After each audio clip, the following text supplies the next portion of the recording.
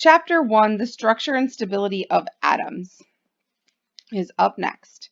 These are the suggested chapter problems. These are the problems I would do if I was struggling and I needed more help, or if I just wanted to look for some problems that were worded differently, but we have to do the Mastering Chem. These are just suggested. So chapter 1, the central science. Essentially, chemistry studies matter, and what changes does that matter undergo? So what is matter is going to be a very important question. Well, matter is anything that has mass and takes up space. So let's take a look at these pictures. Is this cookie matter? Well, yeah, it has mass, it takes up space. What about the barrel? Yep, has mass, takes up space. What about the rust on the barrel? Yep, that's iron oxide. It has mass, it takes up space. There we go.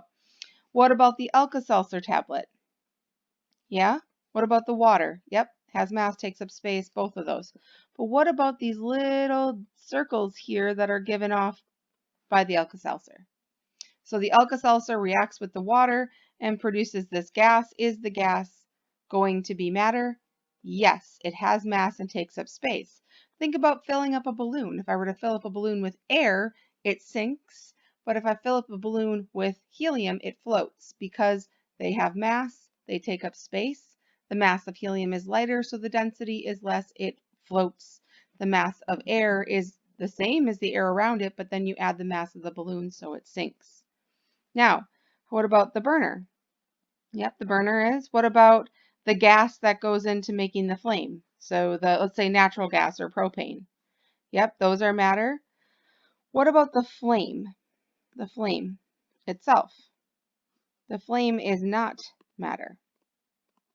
So the flame is not matter because the flame is energy.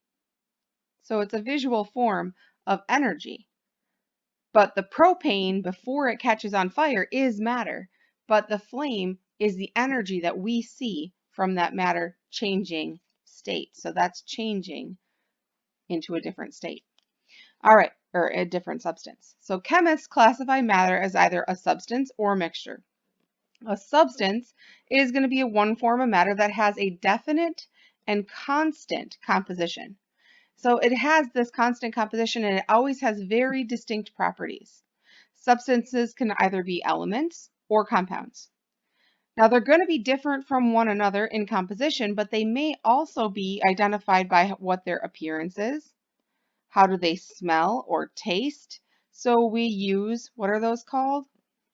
Our senses to tell us about these. Those are called our properties of the element or compound. Well, substance or compound. So there are three different states of matter that we talk about routinely. They are solid, liquid, and gas. So they can actually all exist at the same time. So this is our liquid, this is our solid, and then this is our water vapor. So we have gas, solid, and liquid. I can't really read that, huh? I guess I should change colors. Let's go to green.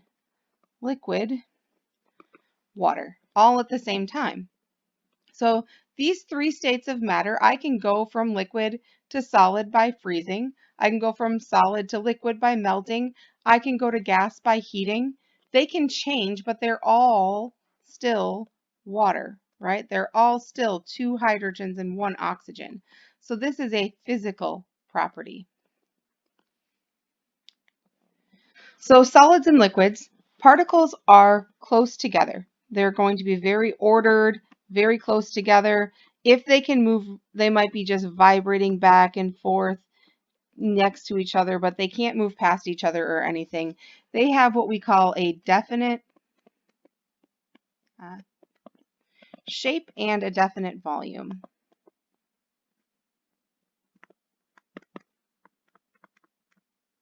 So they have very little freedom of motion. The particles can't move far. They don't conform to the shape of the room or anything like that. They keep their shape. They keep their volume.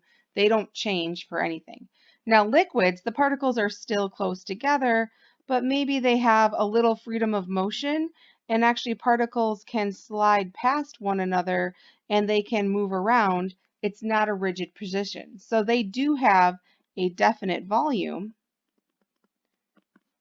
So if I have That's a V, by the way. If I have 500 milliliters of water in a container and I pour it into another container, it's going to take the shape of that container. So they have a definite volume. It'll still be 500 milliliters, but they do not have a definite shape. So no definite shape. They take the shape of whatever their container is. And when you're pouring it, you can see that flow. That's the molecules moving past one another. So we can see them moving past one another. Now, gases are completely random. So this is actually, we know a lot about gases, we know a lot about solids, we know less about liquids because they kind of have properties in between those of gases and solids. Solids are completely ordered, gases are completely random. They're spread out, they take up a lot of space, they don't even know that they have neighbors, they're just hanging out there. They have complete freedom of motion, and when they spread out to take up the entire room, which is good if you like breathing because otherwise you'd be huddled in a corner somewhere trying to breathe instead of being able to breathe anywhere in a room. But that's also a problem if you're working for a company, maybe they had an accident and there's a gas release of some sort. So if there's a gas release or if there's a sarin gas attack or something like that, it is going to spread out and become a problem for a greater size of the population. So they have no definite shape or volume. They do what they want. They take the shape and the volume of whatever container they're in. So the states of matter, like we saw on the first slide here with the solid, liquid, and gas water, they can be converted without changing the chemical composition. So going from a solid to a liquid, right? Solid to liquid is melting. Liquid to gas is vaporization. So we add heat. Now, something we talk about is we always talk about adding or removing heat. You can't add cold. Cold is the absence of heat. So gas to a liquid is called freezing or solidification. Liquid to a solid. Oh, wait, I just wrote that wrong. I'm sorry. So I wrote that in the wrong spot. Gas to a liquid. What's gas to a liquid called? Condensation. Sorry. Thought I was wrong here. Liquid to solid is freezing, right? All right, there we go. So this is removing heat. So we're going one way or the other, either adding heat or removing heat, but it's still the same chemical compound.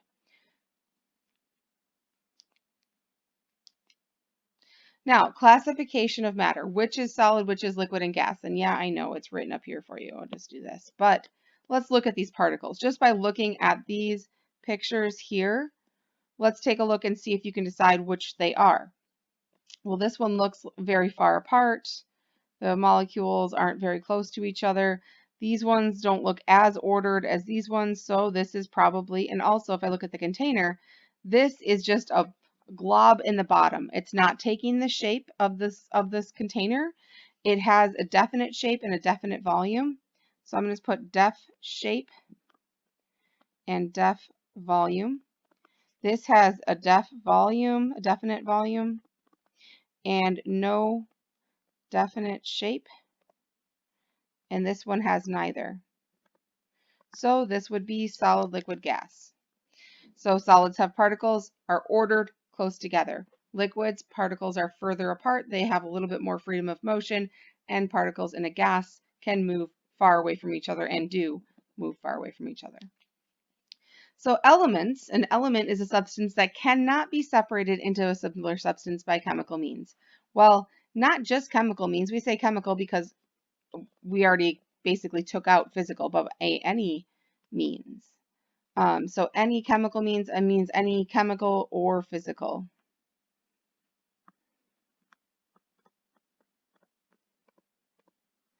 So these are all on the periodic table. So all the elements on the periodic table, I just picked a couple to put in there. They may exist as atoms. So these are single molecules of atoms of an element.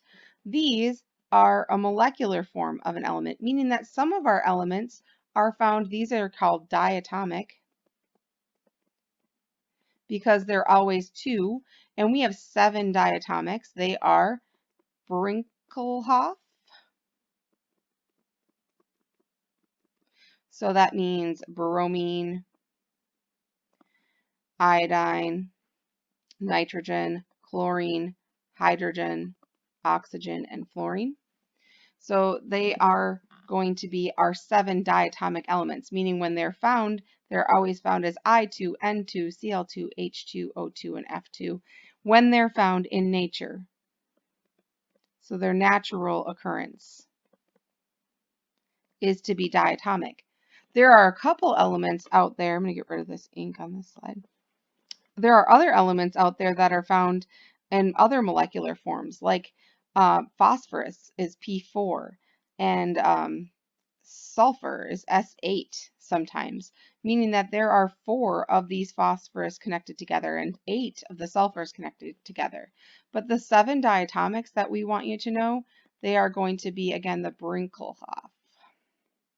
And I don't know why, but that always reminded me of something. I just remembered it. It's a mnemonic.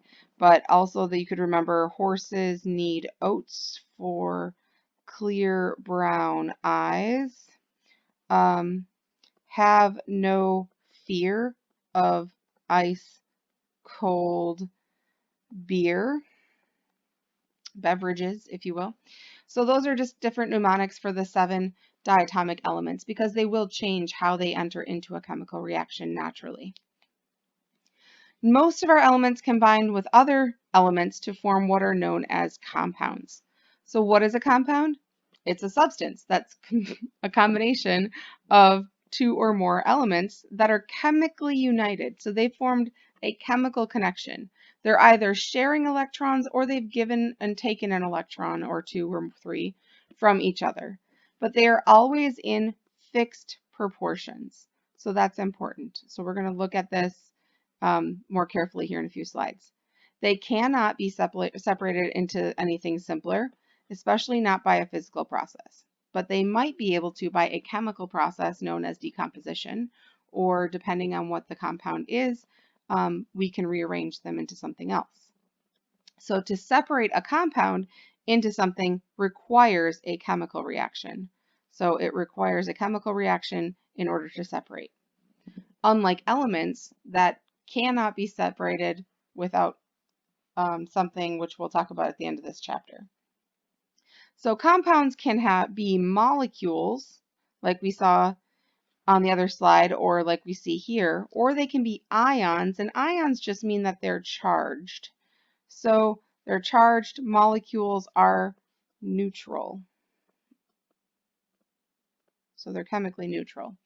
These are molecules of a compound. Notice how they're all the same. They all have the 3 green balls and the one purpley ball. A mixture is a physical combination. So a physical combination can be separated physically. It has 2 or more substances together. The substances are going to retain their own distinct identities, and there is no universal constant composition, which means every single time I take a sample, it's probably going to be different. It's not going to be the same number or the same amount of each one each time. So for example, sand and iron. Okay, well, I put iron flakes into this sand and I use a magnet to pick up the iron flakes. I can separate that physically. That means it's a physical mixture. It's going to be a mixture. Sugar and water. Well, if you've ever made Kool-Aid or drank anything like pop, especially a non-diet pop, you can separate the sugar and water by boiling off the water, and you're left with the sugar. I think you'd be surprised by how much sugar you're actually left with. There's a lot of sugar that can dissolve in water.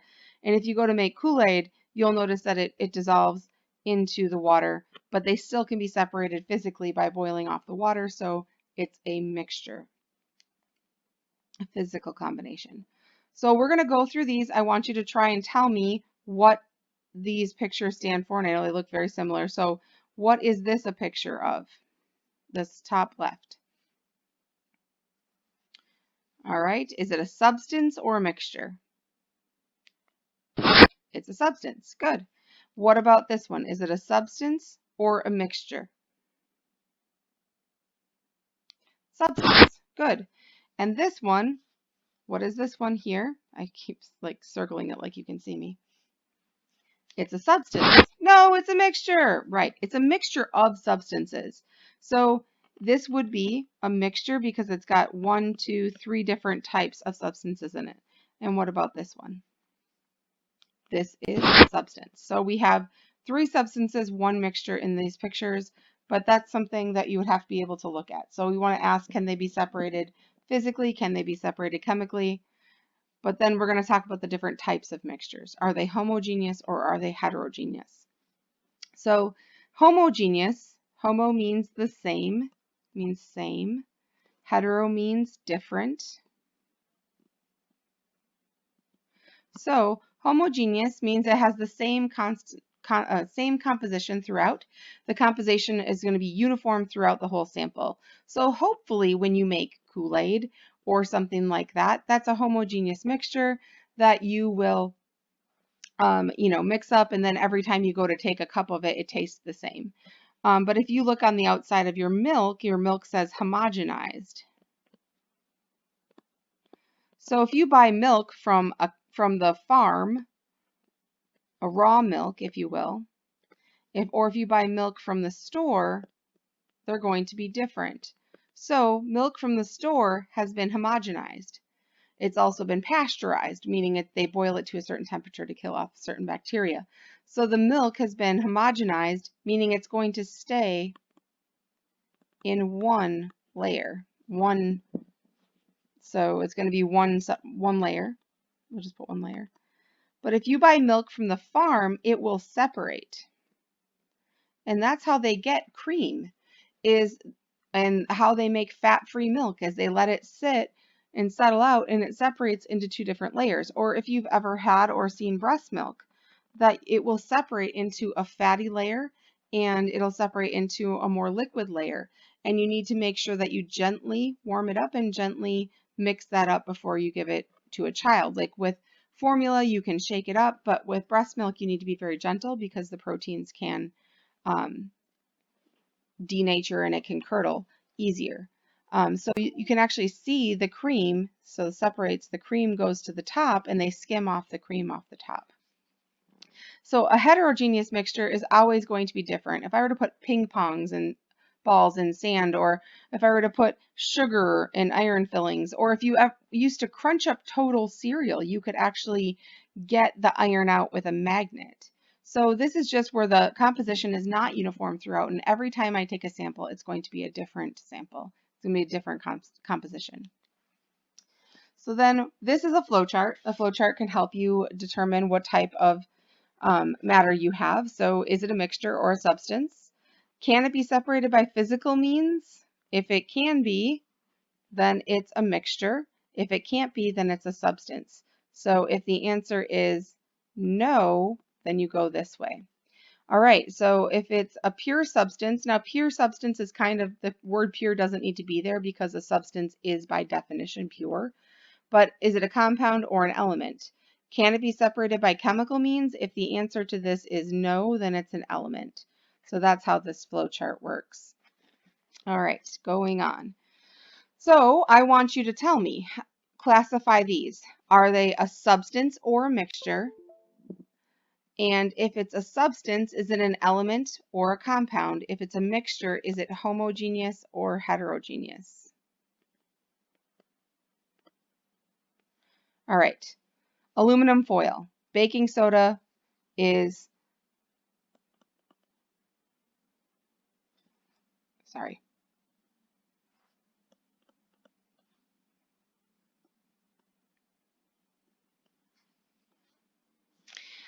Milk, let's say from the store, air, and copper. All right, pause it, do it, and then we're going to go through the answers. So aluminum foil would be a substance and it's an element. So it's actually just aluminum that's pounded down into a very thin sheet. That's a property of elements, or of metals. Baking soda is going to be a compound. So it's a substance, but it's a compound. Milk from the store is a mixture, and it's a homogeneous mixture. Air for the most part is a mixture, and it's a homogeneous mixture. So it's a mixture of about 21% oxygen, balance about 78% nitrogen, and A mix of like less than 1% of other things, like argon and a little bit of CO2, that kind of stuff. Not much. So it's like 0.00 some percent argon. Anyway, moving on. Copper wire. Copper is an element, so it's going to be a substance and an element, and it's just been drawn into a long, thin wire. So that is also something that's called ductile. That means so this is malleable. It's a property of metals, and this is ductile, meaning that they can be drawn into thin wires. This one means they can be pounded into thin sheets. We used to use tin foil. It wasn't because, so tin foil, tin is SN. We used to use tin foil, but aluminum's cheaper, so we use aluminum now. So these are the elements. So an element, again, cannot be broken down into anything simpler. We use chemical symbols for elements. So there's always a capital letter for the first letter of an element. The second and third letters are lowercase if they're present. So Ag is silver, capital A, capital G, or lowercase a, lowercase g. These are nothing. They mean nothing. And this is important because we have some other things I'll show you in a minute that if you do it wrong, you mean something completely different. So these are just some of the chemical symbols down here, but we have a whole periodic table full of them. So we have 119, 118. Well, I'm not sure what the current count is right now. We have a whole bunch of new elements in the last year where they actually confirmed them and named them and all of that other fun stuff. So there's about 118 elements, 90 that occur naturally. Only about 83 are found on Earth in any amount that we could really do anything with. Hydrogen accounts for about 75% of all observed mass in the entire universe. Oxygen and silicon make up most of the mass of the Earth's crust, about 75%. And silicon is found a lot in your phone as well, in different parts. So they actually have recycling for a lot of these different elements in this way. Oxygen, hydrogen, and carbon make up greater than 90% of the mass of your human body, and they're organized in a special way on the periodic table to help us learn more about their properties and the elements. So when the periodic table first started, it started because we needed a way to organize the elements. So 10 elements have been known since the beginning of recorded history. The first new elements were found several thousand years later, and it was arsenic. So arsenic probably were poisoning people. Now we use it to poison rats and other things like that. So when we founded the US in 1776, only 24 elements were known, but some were still being discovered. We do still have some, like I said, that just came out last year, like number 115, UUP, or I'm not even going to say that right now. Those are just placeholder names. They actually removed and replaced a lot of those placeholder names in the last year that gave them their real names. These elements are around for like a picosecond, and they're found in the lab. So they're found in a lab in probably a proton accelerator. I can't spell today. So they're found in a proton accelerator where they accelerate these protons and they smash them into the elements and hurry up and see what they can find before they disappear. So it takes a long time to categorize these elements and see if they actually are, did they find something real, and how and what are the properties of these elements. So the periodic table, the person who's considered to be the grandfather of the modern periodic table is going to be Mendeleev. But there were a lot of people who tried other things first. So there were a lot of random observations. So Dobringer's triads, what he came up with was a group of 3 elements that appeared to behave similarly. So they had similar properties, so he put them together and they were called triads. Then we had Newland's law of octaves, and that actually wasn't so bad, but about every 8th element had similar properties, but it didn't work past calcium. Well, we'll take a look at why that is because we throw the D block in there. Now, Mendeleev's periodic classification, and we now know this as periodicity, but he is known as the father of the modern periodic table. So this is him right here.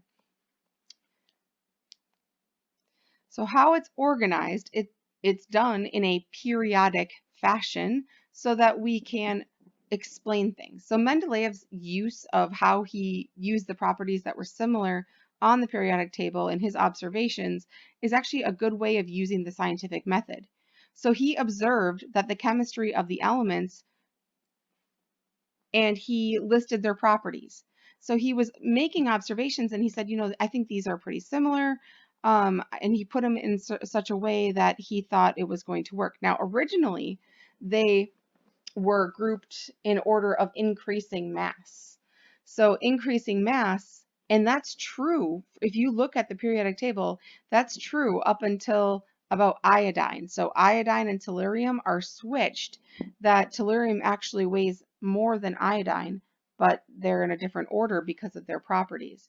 So most of these are done in such a way that it's trial and error. But then when Mendeleev came along and he arranged them, so he first arranged them according to mass, and that works until tellurium and iodine. But then he grouped them according to their properties. And when he did that, he found holes. So he was actually able to use his method of doing this and predicted elements that did not exist during his time. And that's what I'm saying. It's a good use of the scientific method because he made these observations, he tested them, and then he used his experiments and he came back and now he can use his method to predict not only that these elements exist, but that what are their properties. So let's take a look at a couple that he did. So he said there's an unknown element here, and which we now know as gallium, but it's beneath aluminum. And he said that there was another unknown element here, and it turns out to be germanium, but it was below silicon. He called this, acosilicon, meaning it acts like silicon.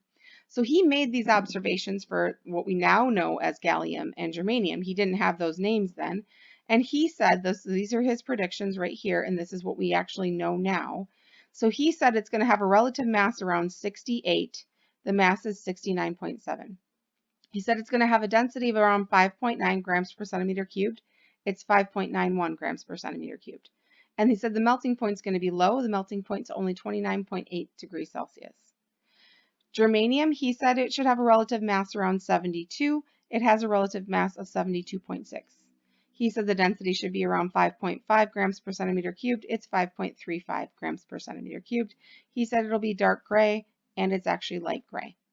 So he made these predictions. So his hypothesis that he had actually was able to explain the known facts, and he was able to make predictions that turned out to be true. So that's a good use of the scientific method. So the current arrangement of our periodic table today is arranged by atomic number. And we came along with talking about X-rays and other things later on, but it is arranged now by atomic number. Atomic number is Z on the periodic table. We'll talk about that in a minute. It's arranged in 7 horizontal rows. If we determine any more elements after this, we'll have to go to an 8th row. So we are filled on our 7 rows. They are 7 horizontal rows, 1 through 7 down that way, and we have 18 vertical columns. So columns go this way. Now there's 2 different ways of two different numbering systems for the groups, the columns. We call them groups or families. Those are the ones that go this way on the periodic table. And there are 18 of them. They're numbered 1 through 8A and 1B through 8B. And actually, that is the system we use in the United States, and I actually prefer this method because it tells us a lot about what we need to know for bonding of the elements. So the elements that are in the same chemical group, again, groups go down and periods go across, they actually have the same behavior. Chemically, they have the same behavior because of how many what we call valence electrons they have. How many of the electrons they have available for bonding are going to give them similar chemical properties. So here's the periodic table. So these are our periods. So periods, oh, go back, don't do that. These are the periods here, 1 through 7, and they go horizontal. Okay. Now, the main group elements are groups 1A, 2A, 3A, 4A, 5A, 6A, 7A, and 8A. I can't circle, there we go. So these are called the main group elements because they're the main elements that we use day to day on our, they don't include d electrons, which we'll talk about much later in the semester. This is our transition metal group. So these are the transition metals. Oh, whoops, sorry, I went too far. These are actually known as the inner transition metals. And why inner? Because if you see where this is here, this is number 57. It actually goes right here. We pull it out so it fits well on a piece of paper, and that is the only reason for that, is so it'll fit well on a wall chart. So the gray ones are metals. These yellowy ones that follow this stair-step line here, so the stair-step line that I'm turning from black to purple, this is going to be our semi-metals or metalloids. And the orange ones are our nonmetals. Notice the only nonmetal over here is hydrogen, and it's there because it acts like the rest of the ones in that group, but helium technically should probably be over here as well, but we put it above that group because of the way it acts like the rest of that group. So we put it there based on its properties. So you do need to know where the metals and nonmetals are. The semi-metals are probably the hardest part. The best way to remember it, I think, are everything that touches the stair-step line is going to be a nonmetal except for aluminum and polonium, according to this chart. So make sure you double check your textbook. I'll pull it up in a minute. I don't have it in front of me right now, but just to make sure that this is the one. Polonium goes back and forth sometimes depending on which textbook we're talking about. Again, there are properties in between. So what are the properties of these elements? So a property is just a characteristic, and it's a characteristic that describes or identifies the matter in some way. There are different types. We mentioned physical and chemical already. Physical is observed or changed without changing the identity of the substance. It's still water if we melt it or something like that. But a chemical property or a chemical change results in a change in chemical composition. So it becomes a new substance.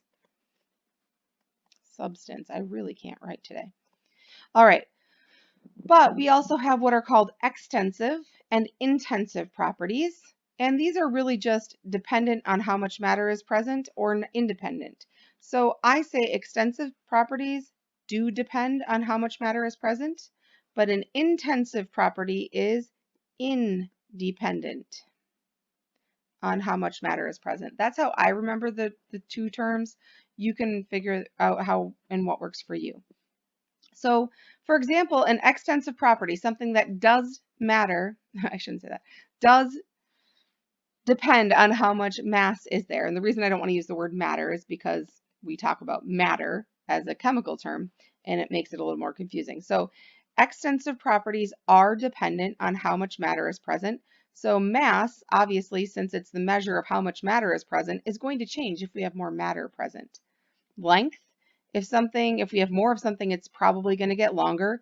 Volume, these are things that are going, if we have more of something, they're going to increase. There's just not much we can do about that. So they seem pretty straightforward. Intensive properties, though, the ones that don't or are not determined or not different by how much matter is present, density.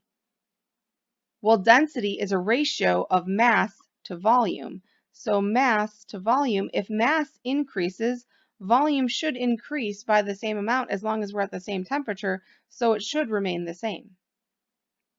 Temperature shouldn't change because if we're all at the same temperature, if I add more of the substance, it should stay the same.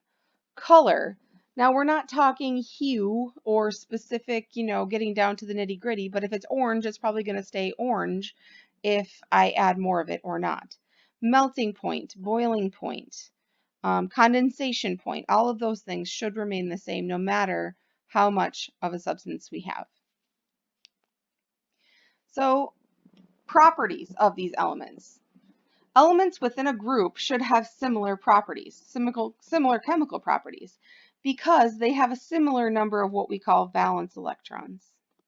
We will talk about that in the upcoming chapter. So they have these electrons that are available for bonding, and they have the same number.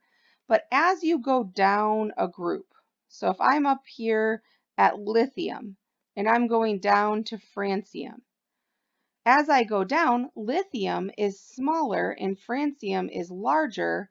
That one electron that it has is going to be much further away from the nucleus.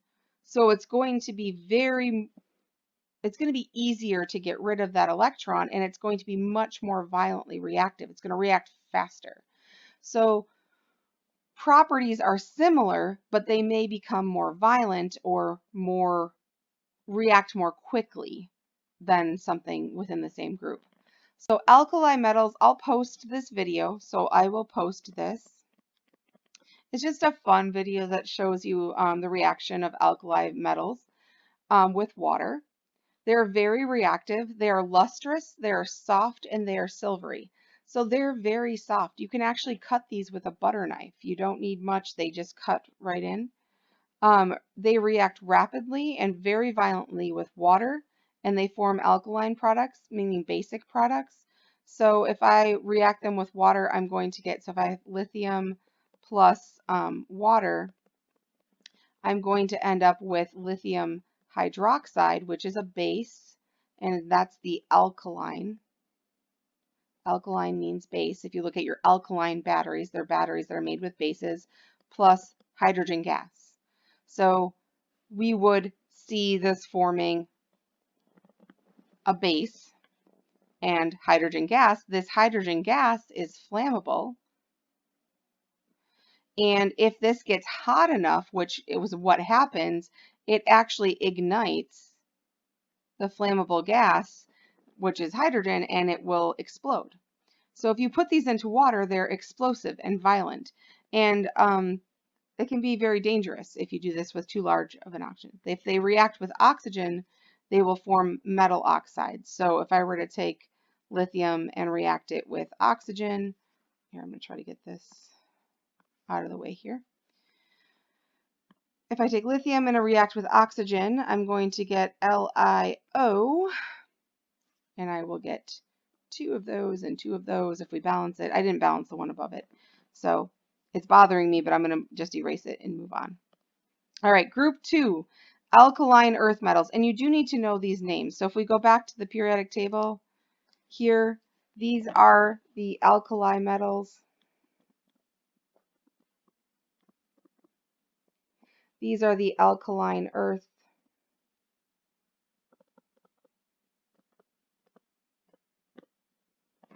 These are the boron group. This is the carbon group. Very creative. You don't really need to know this one, these ones.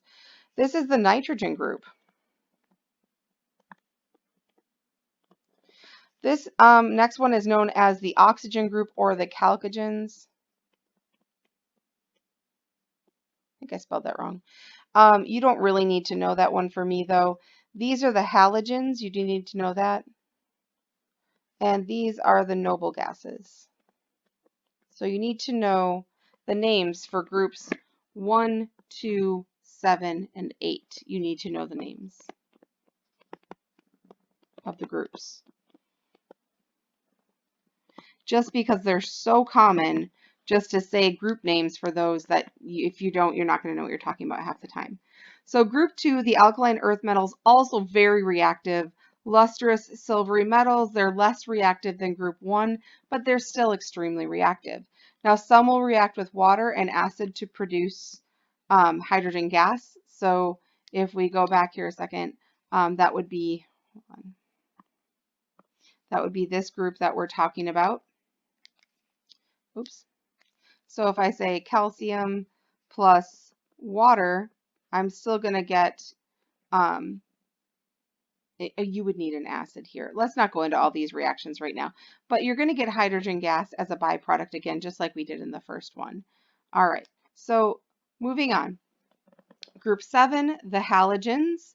They're all diatomic, so this is where we find bromine, iodine, chlorine, those halogens that we talked about here. Fluorine, chlorine, bromine, iodine. Astatine is not found in nature, so we don't know if it would be, let's see, fluorine, chlorine, bromine, and iodine. We don't know if astatine really has these properties because it's found in a lab, but we assume it would have those properties if it were found naturally occurring. They are very corrosive. They are nonmetallic elements and they form what are called salts. So everybody's familiar with salt, right? Sodium chloride. Well, sodium chloride comes from the reaction of sodium hydroxide plus hydrochloric acid. We get sodium chloride plus water. So this is a salt. But it's not the only salt. If I were to react potassium hydroxide with sodium, oh, sorry, my bad. I meant to say, if I were to react potassium hydroxide with, let's see, hydrofluoric acid, I would get potassium fluoride plus water. This would also be known as a salt. So a salt is the product of an acid-base reaction, and you get salt and water as your product. So they form salts. This is bromine. Bromine is a class 4 inhalation hazard. Be careful when you work anywhere. Take care of yourself. I used to have to work with bromine when I did fuel testing.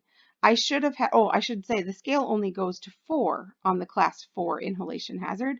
I used to have to work with bromine on a daily basis. I used to have to make standards with it. And when I did that, I should have had an escape respirator, rubber gloves, a lab coat, and a working hood. And all I had was a paper mask like we're all wearing now, and a lab coat, and a hood that worked once in a while but hadn't been checked in 10 years. So always watch out for yourself. That company did get in trouble for not taking care of um, its employees properly, so they got in trouble with MIOSHA. But take care of yourself. Make sure to watch out and always look for your MSDSs. These are material safety data sheets that tell you every chemical on the premise at your employer should have for you to read and understand what your safety rights are and what you should have to be working with that company. So that company I worked for also had us using a lot of organic solvents that cause spontaneous miscarriage and birth defects and other things that they were not taking care of us properly. So be very cautious who you work for and make sure they're taking care of you properly. Group 8A are known as the noble gases. Up until about 1963, they were considered inert, so they were called the inert gases. But with enough trying, you can make anything do what you want it to do generally. So back in 1963, they found out that xenon and krypton could be used to form and make compounds with, excuse me, I didn't mean to put an E there, with elements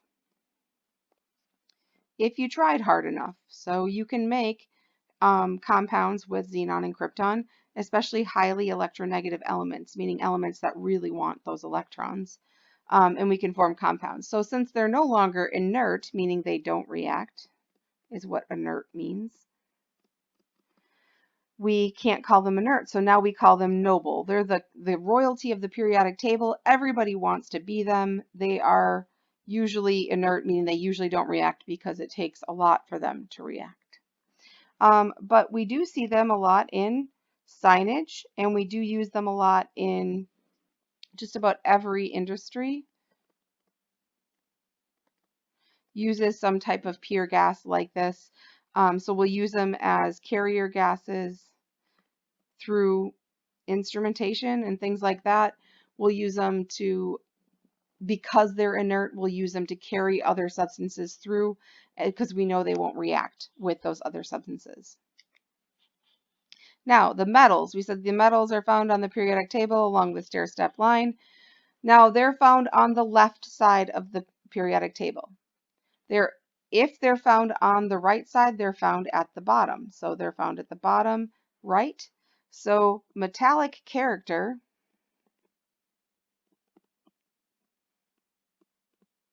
on the periodic table increases as you go left and down, right? They're found on the left or found on the bottom. Well, then the more left and the more bottom they are, the more metal-like they are. But they can also be more reactive. So they're always represented by what we call an empirical formula. It's the smallest number of each one that we can have together.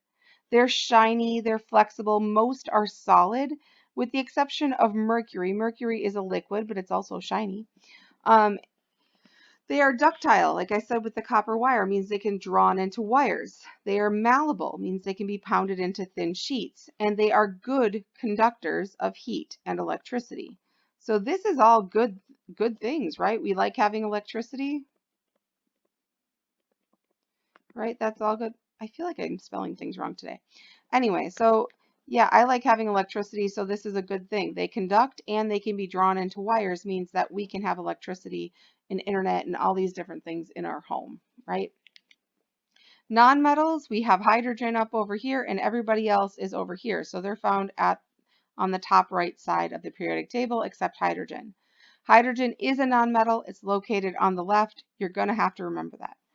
They are brittle and they are hard. If you hit them with a hammer, they're going to smash into 1,000 pieces, meaning they're not ductile. They can't be drawn into wires. They're not malleable. We can't pound them into thin sheets because they're brittle, and they're very poor conductors. So all of the properties of a metal, if you put not in front of it, that makes essentially what a non-metal is.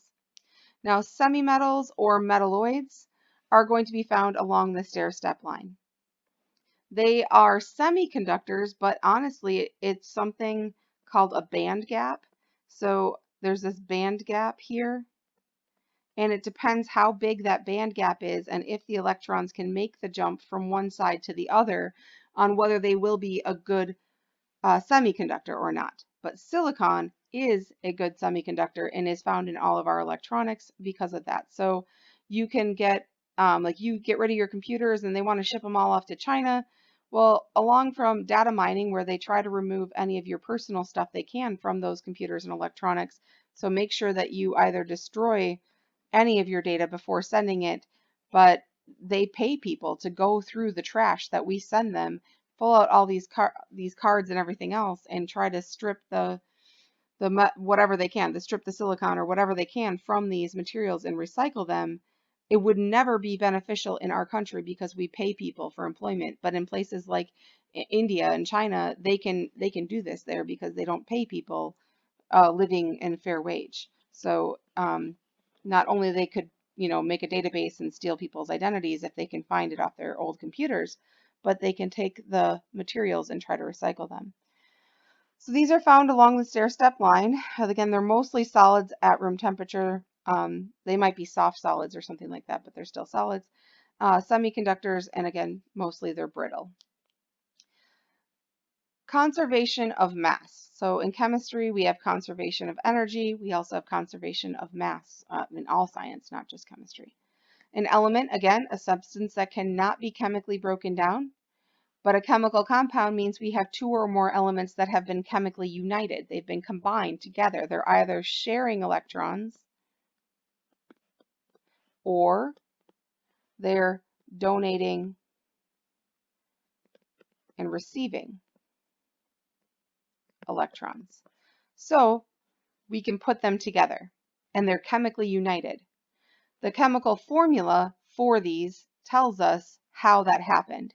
So symbols, we're going to use chemical symbols to represent the elements, and the subscripts, the little numbers at the bottom. So subscript, this is a subscript. Sub means below. Script, right, means below the writing. So below the writing, I didn't mean to put an E there, whatever. Okay, so below the writing. Superscript means above. Subscript means below. Subscripts indicate the number of each. So in sodium chloride, there's actually a 1 here and a 1 here. but we don't write ones in chemistry, so we just say NaCl. Because if it was 0, we wouldn't put it down. Everything would be 0 except for this Na and Cl, right? Dihydrogen monoxide, meaning there are 2 hydrogens and 1 oxygen, H2O1, but we don't write ones. Sucrose, this is table sugar, C12H22O11. There are 12 carbon, 22 hydrogens, and 11 oxygens in this compound. Always. So, a man walks into a bar and he says, "I'll have some H2O." Another guy walks into a bar, he says, "I'll have some H2O too." He died. This is water. Yay, drink lots of water. This is peroxide. Don't drink a lot of peroxide. So this matters. This ratio of the elements matters. The chemical equation uses symbols and subscripts. It tells us what the formula is. But in a chemical equation, we're going to use those symbols and an arrow to separate them. So the reactants, what is going to mix together, they're going to undergo a change, are going to be written on the left side of the arrow. So reactants on the left, the arrow, and the products, what is produced, go on the right. This is something like an equal sign, but if you put an equal sign, I'm going to mark it wrong because this is chemistry. So the product goes on the right side of the arrow. So this is an example. It says mercury oxide breaks down into mercury, or yields mercury plus oxygen. So this is actually a decomposition reaction. But if you notice, we have to have these big numbers out front and the subscripts as well. Now, once we form the chemical compounds, the formulas don't change, but we have to be able to conserve the mass by saying we have the same numbers on both sides of each element. So on this side, we have 2 mercury, and we have 2 oxygen. Over here, we have 2 mercury and 2 oxygen because that subscript says I have 2 of them. So I have the same number on both sides. So mass cannot be created, it cannot be destroyed, but we can change these and put them in different forms. We can mix them up and put them together and mix them with each other, but we can't change the mass overall. So the mass of the reactants, mass of these, must equal the mass of the products. And that was discovered by a scientist known as, I can't say his name right now, Lavoisier. It's a French guy. All right, so keep that in mind. So this property we're going to talk about right now is called the law of definite proportions, okay? See how wordy it is? Don't read it yet. See how wordy it is? This is a very wordy description for something that you already know. So keep that in mind, that don't let this confuse you. Take a step back and don't read it and look at it if it really confuses you. This is something that you already know. It just makes complete sense. And that's why when you read the definition, it's going to seem confusing. So if we have a pure chemical compound and we take different samples of that compound, it's always going to have the same proportions of elements.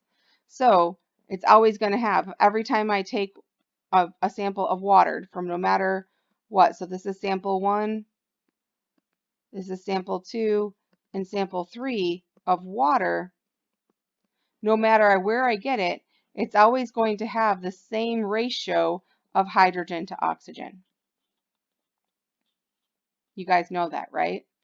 No matter where I get water from, it's always H2O. All right, now here comes the confusing part of this, is because this says proportions of elements by mass. So you see how this is 2 to 1. There's always 2 hydrogens to 1 oxygen. Always. But if we were to break that down by mass, hydrogen and oxygen don't have the same mass. So it's not going to be a whole number ratio that we're looking at.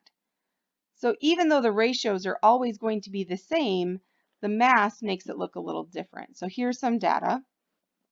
So these are just going to be random samples of carbon dioxide and carbon monoxide. So these are the CO2 samples and these are the CO samples. Look at them individually. So they took sample number 1 was 123 grams of carbon dioxide. Sample number 2 was 50.5 grams of carbon dioxide, and sample number 3 was 88.6 grams of carbon dioxide. They took this and they ran it through, well, they probably did it different back in the day, but you'd run it through what we call a mass spectrometer. And it tells you the relative masses of each element. Well, of an isotope of that element, but we'll just go with that for now, okay? So it said for the 123 grams of carbon dioxide, of that 123 grams, 89.4 grams were oxygen and 33.6 grams were carbon. So they divided these two. So 89.4 divided by 33.6 gives you 2.6607 to 1, because a ratio is always to 1. I divided this one by that one and I get this number to that. So 2.66 to 1. So I got 2.6607 in my calculator on that one. They said in the 50.5 gram sample, there were 36.7 grams of oxygen and 13.8 grams of carbon. So 36.7 divided by 13.8 gives me 2.6594,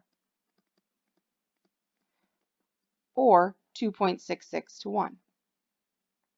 In the 88.6 gram sample, there were 64.4 grams of oxygen and 24.2 grams of carbon, giving me 2.66, if I put this in my calculator, 2.661, I'm just going to do 212. So 2.66 to 1. And this is always 1 carbon and 2 oxygens, right? Excuse me, I wrote that backwards because I was looking at, oh no, I can't undo that. So you guys can always go backwards in the video. So there's always 2 oxygens and 1 carbon, but the mass of oxygen is 16 grams per mole and the mass of carbon is 12.01 grams per mole. This is actually, correct myself here, is 15.9994. So even though there is always a ratio of 2 to 1, the mass ratio is not going to be exactly 2 to 1 because the mass of oxygen is going to be more. So that's why the mass ratios look different than the actual just 2 to 1 ratios that we see here. Now in carbon monoxide down here, you'll see the same thing if you were to work it out. But instead of being 2.66 to 1, it's 1.33 to 1 because we have a 1 to 1 ratio. And again, 15.9994 grams per mole versus 12.01 grams per mole makes it that 1.33 instead of just 1 to 1. And that's why that is. So it just says that chemicals are not going to just combine randomly, that they're going to combine in specific ways. And when they do, that's going to have a specific property. Now, carbon dioxide, we have all over the place, right? It's given off, or we give it off when we breathe, and the trees take it in, and we give it off all over. Carbon monoxide can be given off in certain ways. It's given off in exhaust fumes, and sometimes if it's being given off in your furnace, you can actually die if it takes over, because the hemoglobin in your blood prefers carbon monoxide to oxygen. It's more reactive with the hemoglobin, and it goes and attaches to your hemoglobin instead of attaching to oxygen, and you drift off to sleep and die. So that's why that can be dangerous. Now, law of multiple proportions. This one is an even simpler concept. I don't even want you looking at the screen right now. Just listen to my voice. Listen to what I'm saying. What this is saying is that if 2 elements can form more than 1 compound. Okay, do we know of any of that? We just looked at one. Carbon monoxide, carbon dioxide. What this is saying is that if two different elements can form more than one compound, they will do so in whole number ratios. Okay, that's a big word. What does that mean? It just means I can't have CO 1.5. I have to go from CO to CO2, or from NO to NO2, or from H2O to H2O2. I can't have NO and NO 1.5 because I can't add a half of an element. So all this law says, is that when we add another one of these elements, we have to add it in a whole number fashion. So when we do that and we divide it out, again, they're going to be a little bit, numbers are going to be a little bit different because we're talking about masses. But if you look at NO, NO contains 7 grams of nitrogen per 8 grams of oxygen. So 7 to 8 gives me a 0.875 ratio. NO2 has 7 grams of nitrogen but 16 grams of oxygen because it's doubled.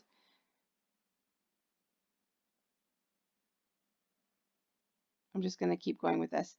And the mass ratio is 7 to 16, or 0.4375.